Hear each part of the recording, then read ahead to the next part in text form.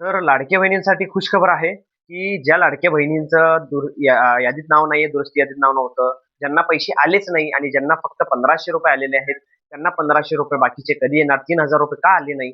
तर त्यांना बाकीचे ₹1500 येणार नाही का?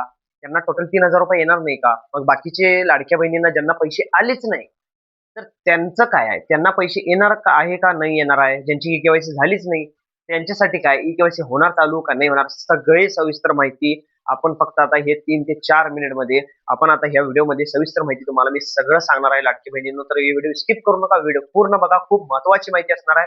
तर यामध्ये मी तुम्हाला कोणताही न्यूज किंवा कोणतीही नोटीस तुम्हाला मी आता सरळ पूर्ण दाखवत बसणार नाही. तुम्हाला सविस्तरपणे पूर्ण क्लिअर तुम्हाला मी माहिती देणार आहे. तर आता हे 4 ते 5 मुद्दे आहेत, की जे लाडक्या बहिणींना फक्त ₹1500 आलेले आहेत. दुसरा म्हणजे लाडक्या बहिणींना एकेकांना ₹3000 आलेले आहेत. तिसरा म्हणजे लाडकी बहिणींना पैसे काहीच आले नाही. चौथं म्हणजे लाडकी बहिणींची दुरुस्ती यादीत नाव नव्हतं. पाचवं म्हणजे लाडकी बहिणींची के-वाय-सी झालीच नाही. तर अशा लाडक्या बहिणींचं काय आहे? तर आता आपण सगळ्यात अगोदर लाडक्या बहिणींनो, व्हिडिओ पूर्ण बघायच्या अगोदर मला पण तुम्ही सपोर्ट करा. आपल्या चॅनलला सबस्क्राईब करा, लाईक करा, कमेंट करा, की तुम्हाला ₹1500 आले आहेत का? का ₹3000 आले आहेत? का तुम्हाला हप्ताच आला नाही?